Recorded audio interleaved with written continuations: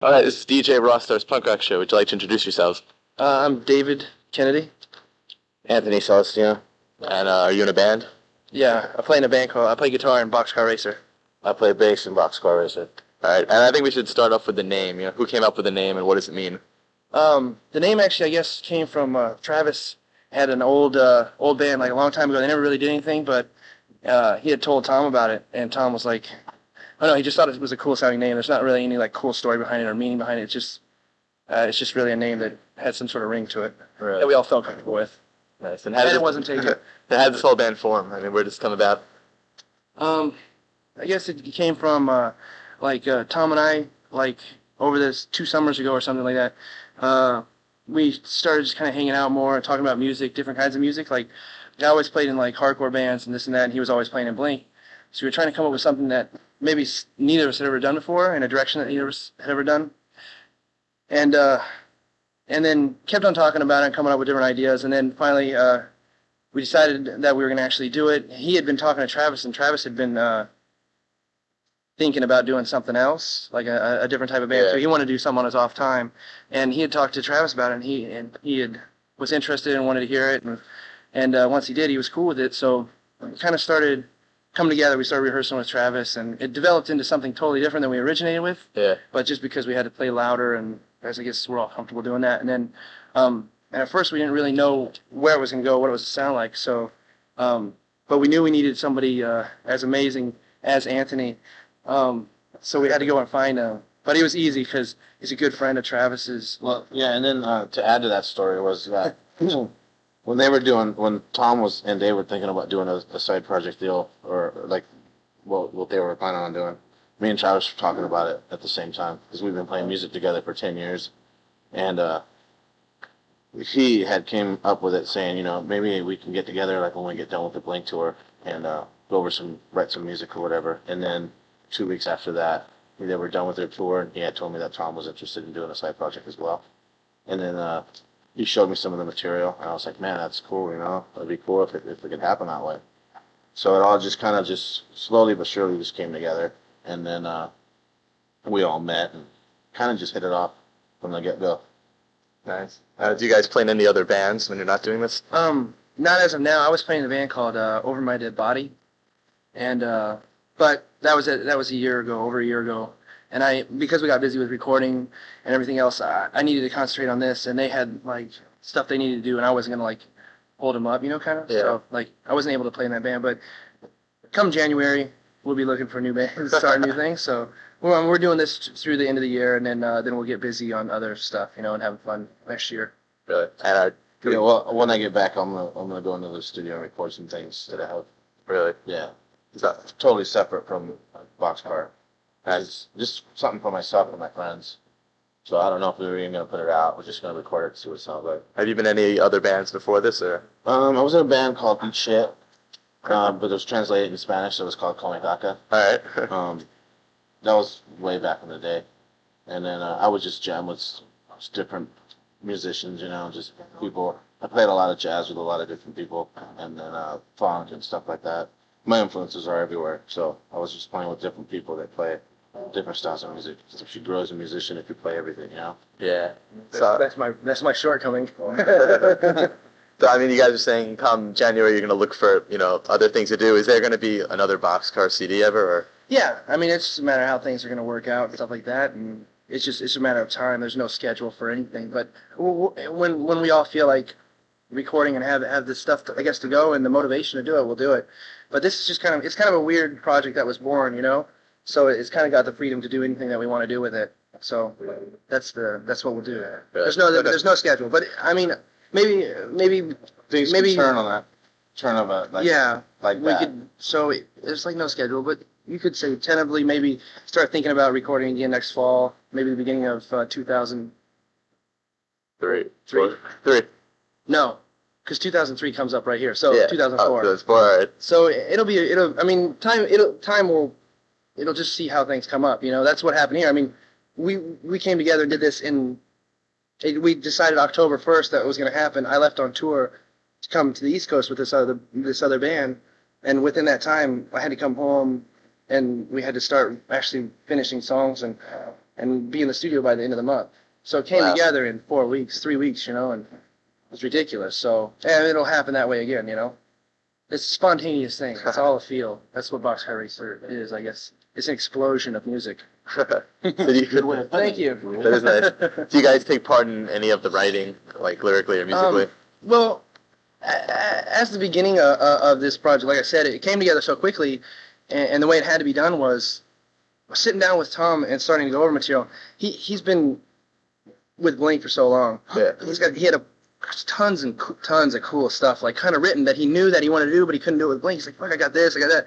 So it's a matter of just coming together and with Travis and seeing how things were going to get arranged and put together, and Tom with his melody and lyrics, you know, I mean, it wasn't much room. It was just like, fuck, that's cool, let's work on that, that's cool, let's work on that. Yeah. You know, he just had a bunch of cool stuff, so more so than just saying that works, that doesn't work. I mean, that's as much influence as you're going to get from me on this record.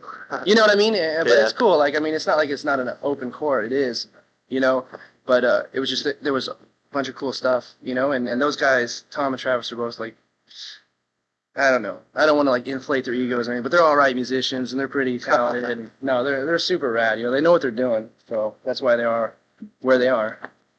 So what do you guys think you add to the band? Looks, man. fuck. What the? You're looking at it. No. Credibility. No. I don't know. I think we just add our own little flavor to it, you know? Different, like I said We before, come just from different backgrounds of music and just everything in general. Just kind of like, I mean, one hand turns, you know, scratches the other one, and just I don't know. It's complementary, I guess you could say, to everybody. Everybody works off and feeds off each other, and I think it's good. I think it's a really good formula. I mean, I always played in hardcore bands. Any working band I played in, just screamy, loud, fast. Yeah. So you got hardcore bands, and then you got jazz. You know what I mean? So funk, he's got like a different groove. I got a different groove than all those guys. You know, like on stage and stuff. So it's So different. it complements everybody. It's good. Really? Yeah. Now, how does the crowd differ from a Boxcar show, from a Blink show? I mean, No one's showing their boobs. No. No one's screaming out. You know, no one's like, show me your dick. Like so. No, it's musically. It's not. There's like hardly any talking. Uh-huh. It's like we kind of just like run things in each other, lengthen things. There's no like one way that we'll really play a song. You know, like we Yeah. change things up. Even like throughout every set each night is generally kind of different. You know, like. So it's like how we feel. So it's cool. It's really more musical, you know, than yeah. and dynamic. It's not loud and highs and hopefully it's unpredictable and kind of makes you. I don't know. Maybe it makes me. I'm hoping that it kind of makes people more stand and watch and go like and kind of experience what's going on as opposed to like mindlessly like just wave their hands and clap Instead of saying, we're just saying, fuck, that was an amazing show. You know? Hopefully. Hopefully they'll say that. We don't really know that, but Right. that's what we say every night. No. Well, what are the fans been telling you after the shows? I mean, Well, man, the fans it's hard. The fans that we talk to, I mean, are super enthusiastic. Like they love it. But I hope I don't know if that's a good read. You know, it feels good to hear it. Mhm. But you're like, but those kids are also the ones that are waiting. Like they're so stoked just to see you. So I don't know. But then the kids that you talk to are super enthusiastic, and it's really cool. I'm excited that they're excited. So yeah, it's been. I mean, they're stoked. I think kids get it because it is really different from the father band. I guess you might say. yeah. So it's good. I mean, you guys are in videos now, and you have a DVD coming out. Are you guys into the whole, being seen on camera thing? No, No. I don't like it.